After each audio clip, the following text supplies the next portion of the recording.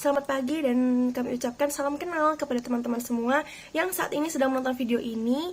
Dan juga kami haturkan terima kasih kepada Pak Arif selaku dosen pengampu mata kuliah Hukum Internasional di kelas kami yaitu kelas C karena tugasnya sangat insightful. Jadi sebelum memulai ke presentasi inti, izinkan kami untuk memperkenalkan diri. Mulai dari saya, nama saya Ahliza Kanaya Rizky dengan NPM 227. Lalu ada anggota kedua saya yaitu Diva Faradila Ayu Amelia dengan NPM 115. Yang kedua anggota saya ada Tristan Salahuddin Siswanto dengan NPM 23. Dan yang ketiga Rafli Hamdan Arya Putra dengan NPM 134. Dan yang terakhir Rizwanda Faizur Rahman dengan NPM terakhir 48.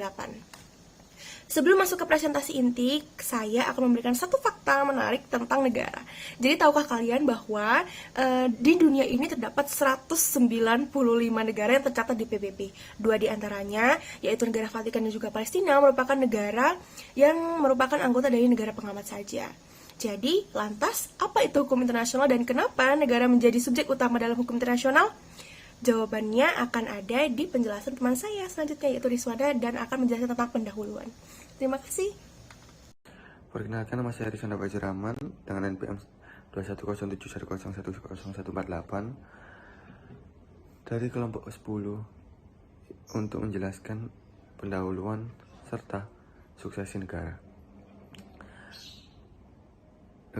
Negara merupakan suatu organisasi atau kelompok yang terdapat di dalam suatu wilayah yang mempunyai kekuasaan serta harus ditaati seluruh rakyatnya.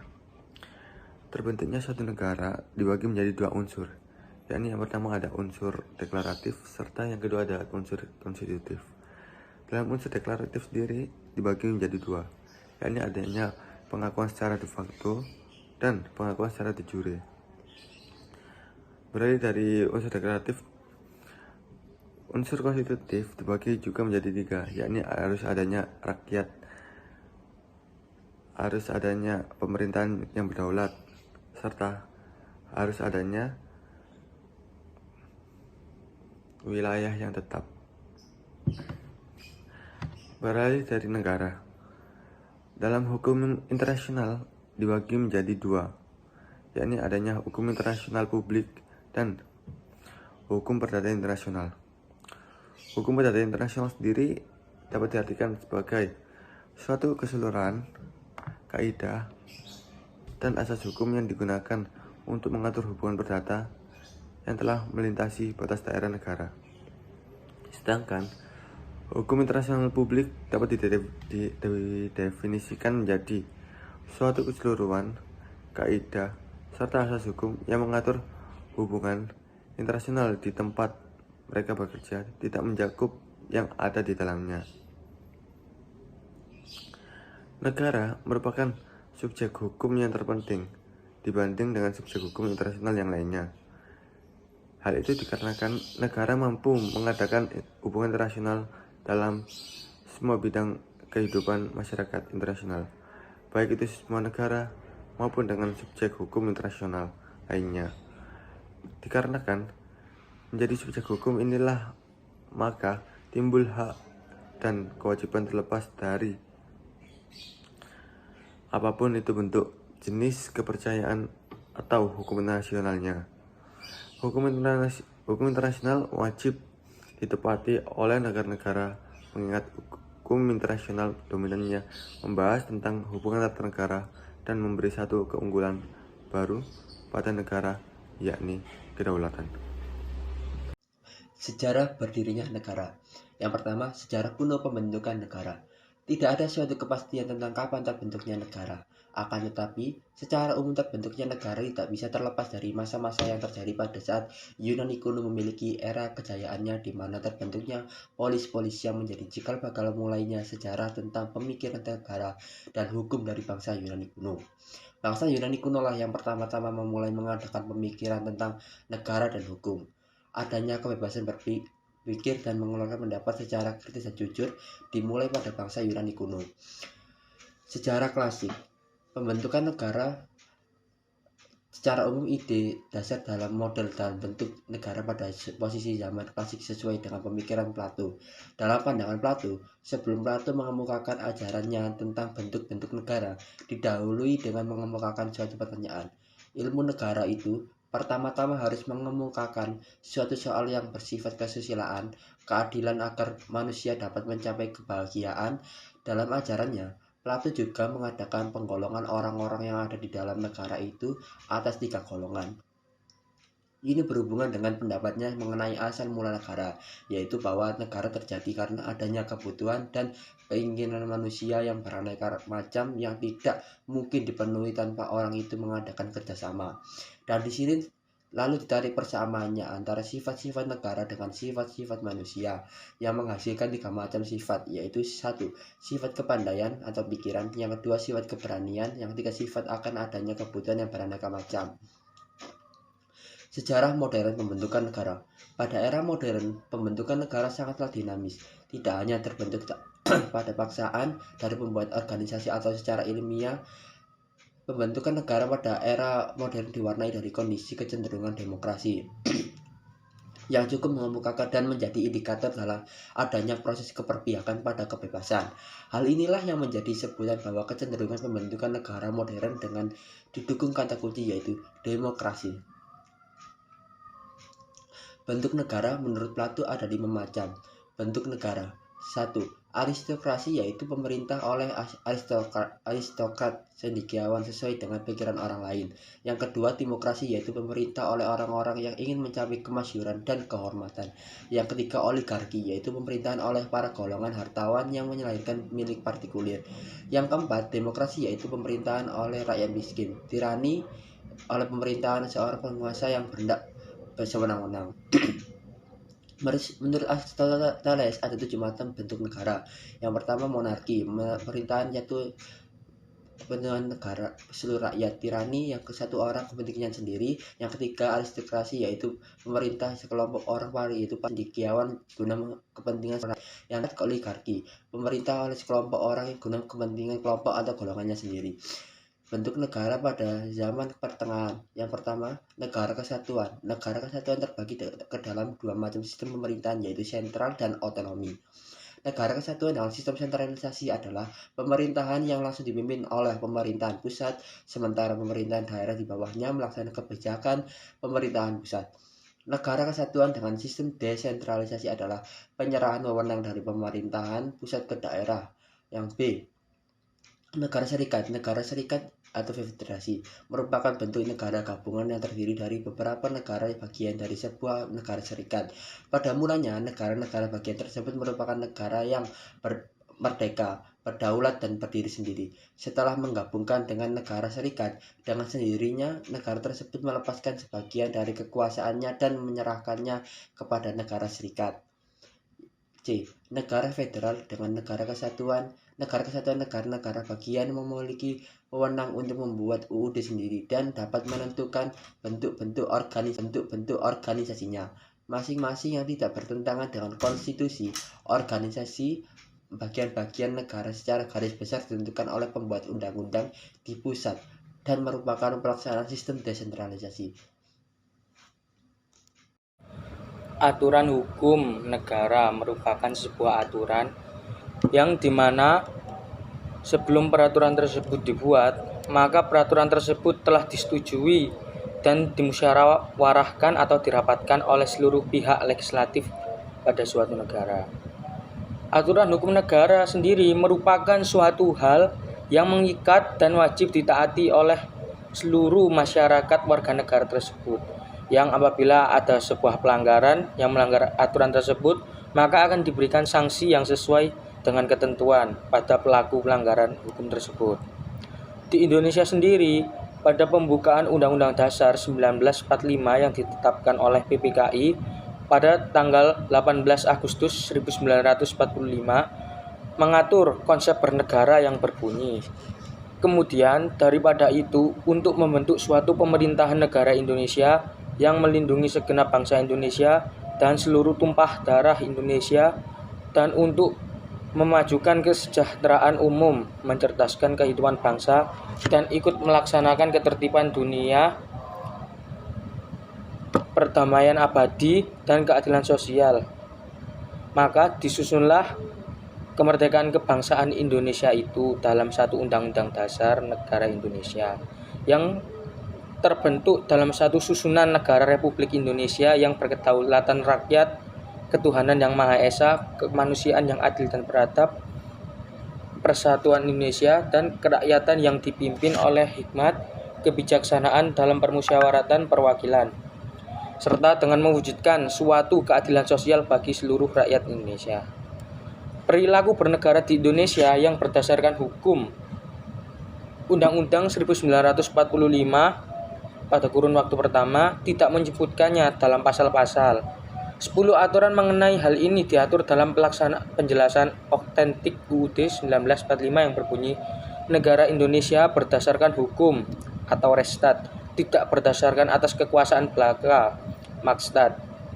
Ketentuan dalam penjelasan tersebut bersifat perbandingan bahwa penyelenggaraan negara Indonesia yang dicita-citakan para founding fathers adalah restat, bukan makstat.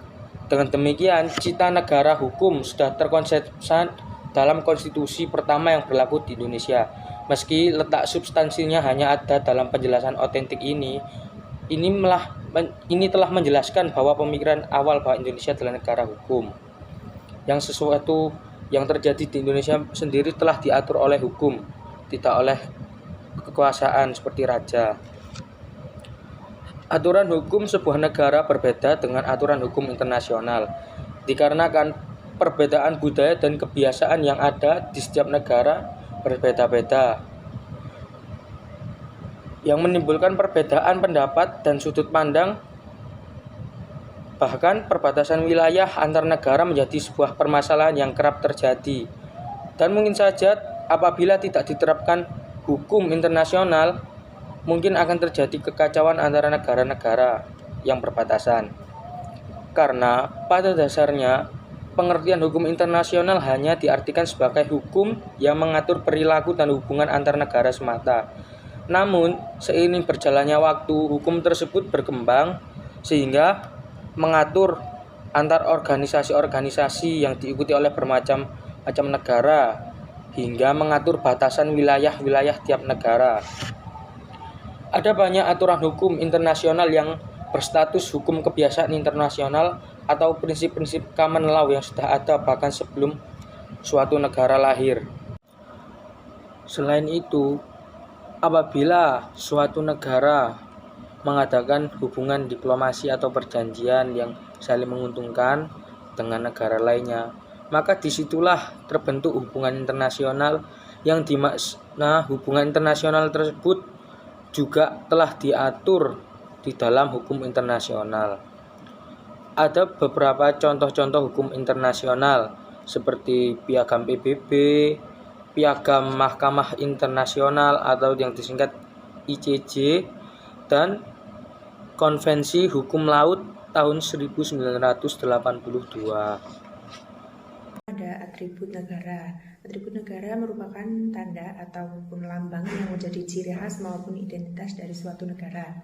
Nah, di Indonesia sendiri memiliki beberapa atribut negara, yaitu yang pertama ada dasar negara kita, Pancasila. Pancasila telah terbukti sebagai salah satu media pemersatu dalam kehidupan bermasyarakat, berbangsa, dan bernegara di Indonesia.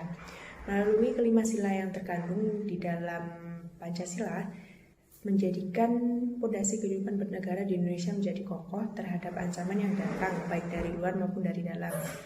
Teks Pancasila terdapat dalam pembukaan Undang-Undang Dasar 1945, yaitu yang pertama ada ketuhanan yang Maha Esa, yang kedua kemanusiaan yang adil dan beradab, persatuan Indonesia, kerakyatan yang dipimpin oleh hikmat, kebijaksanaan dalam permusyawaratan perwakilan. Yang kelima ada keadilan sosial bagi seluruh rakyat Indonesia. Lalu atribut yang kedua ada bendera kita, bendera merah putih. Bendera nasional Indonesia adalah sebuah bendera dengan dua warna, yaitu merah dan putih, yang dibagi menjadi dua bagian sama besar. Bendera ini dikenal sebagai Sang Saka Merah Putih. Bendera Indonesia ini pertama kali digunakan oleh para pelajar dan tokoh nasionalis pada permulaan abad ke-20 pada masa penjajahan Belanda. Setelah Indonesia merdeka, bendera merah putih digunakan secara resmi sebagai bendera kebangsaan. Yang ketiga ada bahasa kita, bahasa Indonesia. Indonesia merupakan negara yang terdiri dari berbagai suku bangsa, dan setiap suku bangsa ini memiliki bahasa daerah. Dengan demikian, untuk keperluan berkomunikasi antar suku bangsa diperlukan bahasa perantara. Bahasa perantara yang terpilih adalah bahasa Indonesia, seperti tercantum dalam Ikrar ketiga Sumpah Pemuda 1928 yang berbunyi, "Kami putra dan putri Indonesia menjunjung tinggi bahasa persatuan bahasa Indonesia." Ini berarti bahasa Indonesia berkedudukan sebagai bahasa nasional. Lalu yang keempat ada lagu kebangsaan Indonesia Raya. Lagu kebangsaan dimulai dari lagu perjuangan yang telah memenuhi beberapa kriteria yang berasal dari Undang-Undang Konstitusi Pemerintah. Hal tersebut terdapat dalam lagu kebangsaan Indonesia Raya yang telah memenuhi kriteria tersebut. Lagu Indonesia Raya ini diciptakan oleh Wage Rudolf Supratman atau biasanya dipanggil WR Supratman. Dinyanyikan pertama kali pada saat Kongres Pemuda Indonesia II di Jakarta pada tanggal 28 Oktober 1928. Ketika WR Supratman ini mempopulerkan lagu Indonesia Raya, dia dengan jelas menuliskan lagu ini sebagai lagu kebangsaan Indonesia. Yang kelima ada lambang negara, Garuda Pancasila. Lambang negara ini digambarkan berupa seekor burung Garuda yang menengok ke arah kanan dengan kedua sayap berbentang yang masing-masing memiliki makna. Nah, jumlah bulu-bulunya ini melambangkan tanggal proklamasi kemerdekaan Republik Indonesia. Semboyan negara Bhinneka Tunggal Ika. Bhinneka Tunggal Ika ini berarti berbeda-beda tetapi tetap satu jua. Maksudnya kita bangsa Indonesia terdiri dari bermacam-macam suku, kesenian, bahasa, adat dan agama, tapi merupakan satu kesatuan, satu bangsa dengan satu kebudayaan nasional, dengan satu bahasa nasional yang ada di satu negara, yaitu negara Indonesia. Yang selanjutnya ada cara-cara perolehan wilayah. Perolehan wilayah suatu negara secara umum tidak dibatasi oleh hukum internasional, namun ada beberapa cara perolehan wilayah suatu negara yang diakui dan dianggap sah dalam hukum internasional, yaitu yang pertama ada aneksasi. Aneksasi ini berasal dari kata ad yang artinya ke dan nexus yang artinya bergabung. Aneksasi bisa juga dikatakan dengan subjugation yang artinya suatu cara pemilikan suatu wilayah berdasarkan tindak kekerasan. Nah, jadi aneksasi ini bisa dikatakan suatu metode perolehan kedaulatan wilayah yang dipaksakan dengan dua bentuk keadaan, yaitu yang pertama, apabila suatu wilayah yang dianeksasi telah ditundukkan oleh negara yang menganeksasi tanpa adanya pengumuman kehendak. Yang kedua, apabila suatu wilayah yang dianeksasi dalam kedudukan yang benar-benar berada di bawah negara yang menganeksasinya pada waktu diumumkannya kehendak aneksasi oleh negara tersebut. Nah, penaklukan wilayah seperti bentuk yang pertama ini dirasa belum cukup untuk menimbulkan dasar bagi perolehan hak. Jadi untuk tambahannya harus terdapat pernyataan formal atas kehendak untuk menganeksasi dan biasanya dilaporkan dalam bentuk nota yang disampaikan kepada seluruh negara yang bersangkutan atau berkepentingan. Jadi kedaulatan tidak didapatkan oleh negara penakluk terhadap wilayah yang ditaklukkan apabila secara tegas mereka tidak mengklaim kehendak untuk menganeksasinya. Suatu aneksasi tidak boleh diakui oleh negara-negara lain jika dalam prosesnya terdapat kekerasan yang bertentangan dengan piagam PBB. Cara perolehan kedua ada akresi. Accretion atau penambahan adalah hak yang didapatkan melalui penambahan wilayah yang terjadi apabila ada wilayah baru yang ditambahkan, terutama karena sebab-sebab alamiah yang mungkin timbul karena pergerakan sungai ataupun yang lainnya, misalnya tumpukan pasir karena tiupan angin. Nah, terhadap wilayah yang telah ada berada di bawah kedaulatan negara yang memperoleh hak tersebut. Tindakan atau pernyataan formal tentang hak ini tidak diperlukan sebenarnya. Tidak penting untuk mengetahui apakah proses penambahan wilayah itu terjadi secara bertahap ataupun tidak terlihat. Seperti pada kasus endapan lumpur atau terbentuknya pulau-pulau lumpur dengan ketentuan penambahan itu melekat dan bukan terjadi dalam suatu peristiwa yang dapat diidentifikasikan berasal dari lokasi lain. Yang ketiga ada penyerahan. Penyerahan ini merupakan suatu metode penting diperolehnya kedaulatan wilayah.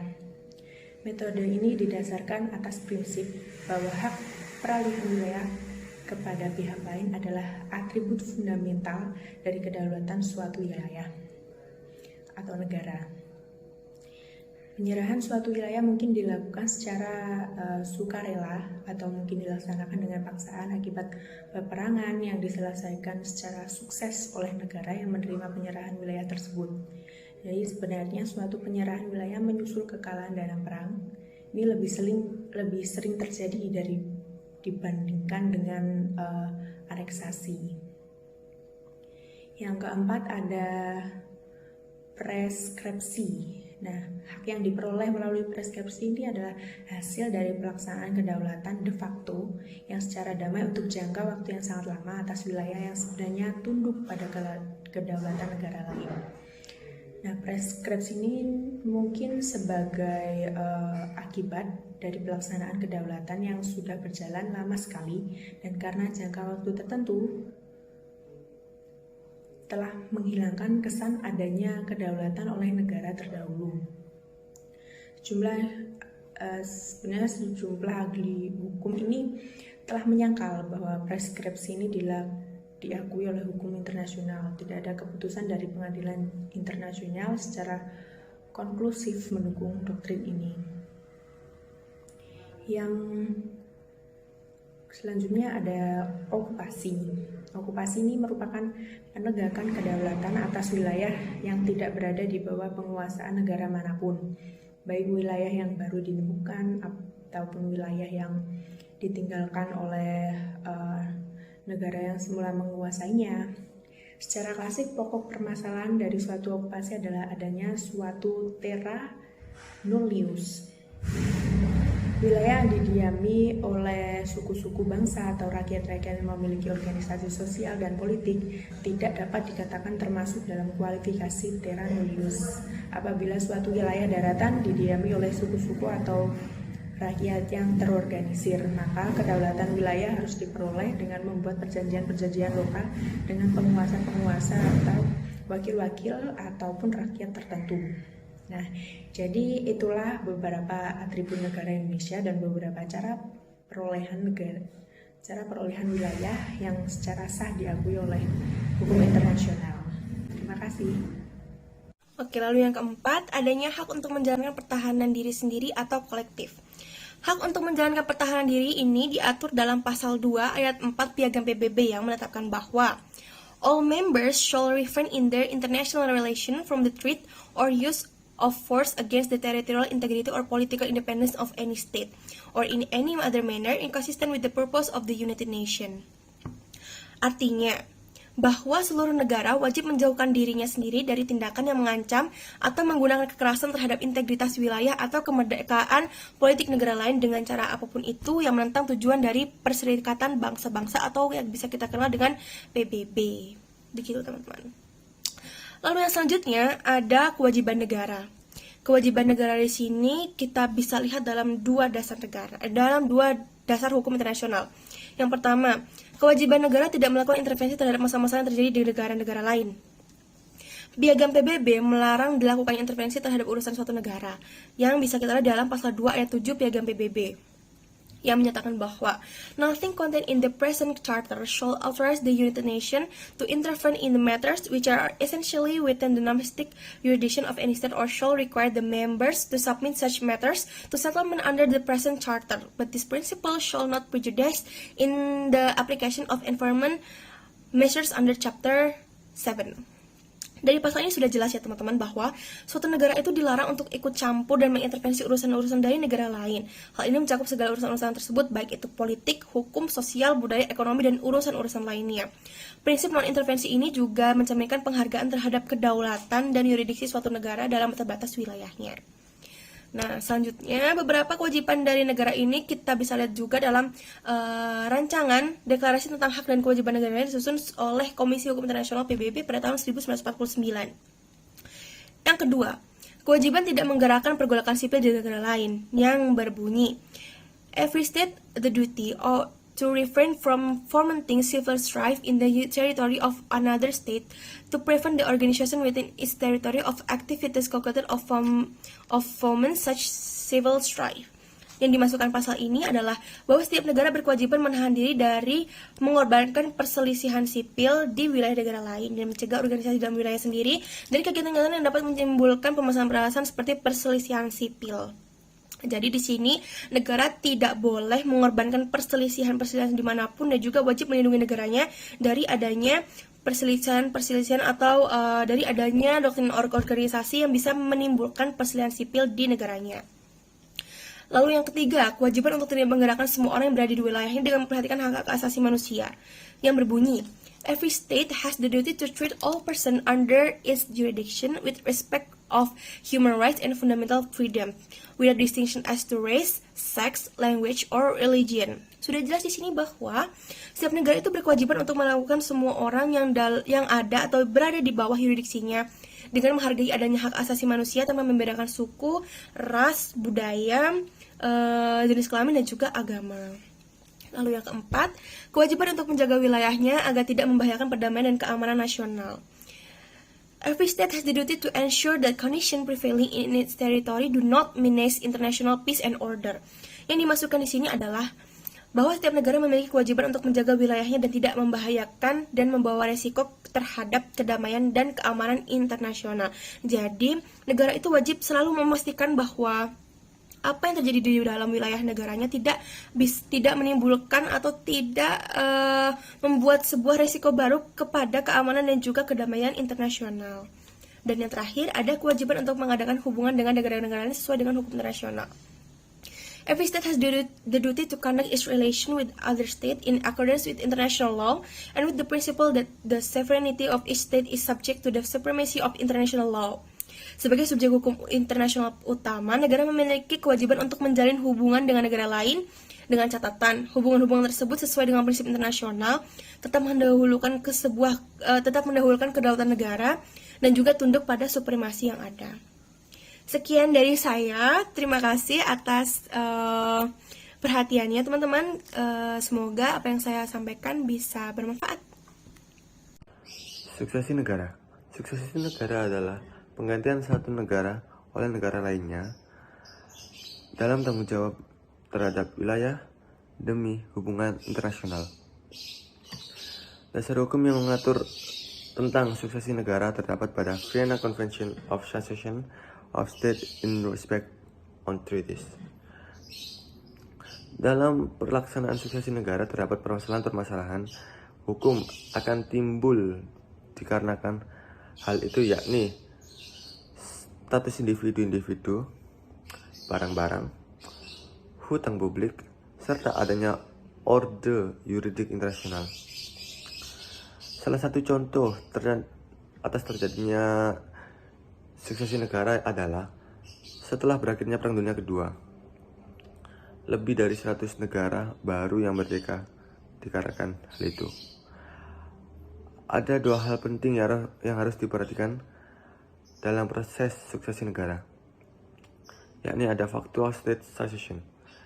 Factual state succession adalah masalah-masalah yang berkaitan dengan fakta-fakta atas terjadinya suksesi negara. Dan yang kedua ada legal state. Legal state adalah suatu pertanyaan-pertanyaan yang berkaitan dengan akibat hukum apa yang terjadi setelah adanya suksesi negara. Di dalam factual state succession sendiri, para ahlinya memberikan pendapat bahwa terdapat sejumlah fakta atau peristiwa yang menunjukkan telah terjadinya suksesi negara, yakni ada penyerapan, pemecahan, kombinasi antara penyerapan dan pemecahan, serta yang keempat ada negara-negara merdeka baru. Bentuk-bentuk suksesi negara. Yang pertama ada negara merdeka baru, yaitu bila negara pengganti yang beberapa waktu sebelum terjadinya suksesi negara merupakan wilayah yang tidak bebas, yang dalam hubungan internasional berada di bawah tanggung jawab negara-negara yang digantikan. Hal ini termasuk dalam pasal 2 ayat 1F.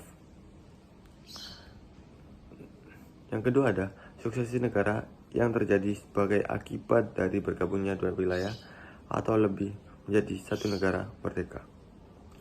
Yang ketiga, ada suksesi negara yang terjadi sebagai akibat dari bergabungnya dua wilayah atau lebih menjadi suatu negara serikat. Hal ini termasuk dalam pasal 30 ayat 1. Suksesi negara yang terjadi sebagai akibat terpecah-pecahnya suatu negara-negara menjadi beberapa negara baru, termasuk dalam pasal 34 ayat 1. Yang kelima ada suatu wilayah negara atau suatu wilayah yang dalam hubungan internasional menjadi tanggung jawab negara itu, kemudian berubah menjadi bagian dari wilayah negara itu, termasuk dalam pasal 15. Beralih dari bentuk-bentuk suksesi negara. Dalam suksesi negara terdapat dua teori, yakni ada Common Doctrine dan Clean State. Common Doctrine sendiri menjelaskan bahwa bila terjadinya suksesi negara, maka segala hak dan kewajiban negara yang lama akan hilang bersama dengan hilangnya negara tersebut dan akan berpindah alih pada negara yang akan menggantikannya. Sedangkan dalam Clean State menjelaskan bahwa halnya suatu negara yang bersifat baru akan memiliki hak dan kewajiban yang baru juga, atau dapat dikatakan tidak ada peralihan hak serta kewajiban yang telah digantikan. Sekian dari saya, terima kasih. Nah, munculnya majelis di sini adalah sebagai penanda bahwa berakhirlah sudah sesi presentasi dari kelompok 10. Namun sebelum kami akhiri, izinkan saya sebagai perwakilan kelompok untuk memberi sebuah conclusion atau menarik sebuah kesimpulan dari pembahasan kita pada hari ini. Jadi, sebagai subjek hukum internasional, negara pasti memiliki hak dan kewajiban. Hak dan kewajiban itu sama di mata hukum internasional berdasarkan prinsip equality of state. Hak itu diberikan kepada negara agar negara bisa merasakan apa sih atau bagaimana sih kedamaian internasional itu. Dan yang kedua, kewajiban diberikan kepada negara untuk agar negara itu bisa turut andil dalam menciptakan kedamaian internasional. Jadi terlepas apapun itu bentuknya, kultur masyarakatnya, keadaan ekonominya, negara sama-sama memiliki hak untuk melakukan hubungan-hubungan internasional yang sesuai dengan prinsip internasional dan juga bertujuan baik kepada sesama negara atau kepada negara sendiri. Sekian dari kelompok kami, semoga apa yang kami sampaikan bisa bermanfaat kepada teman-teman semua, dan terima kasih kepada Pak Arif karena sudah mendengarkan kami sampai akhir. Terima kasih. Wassalamualaikum warahmatullahi wabarakatuh.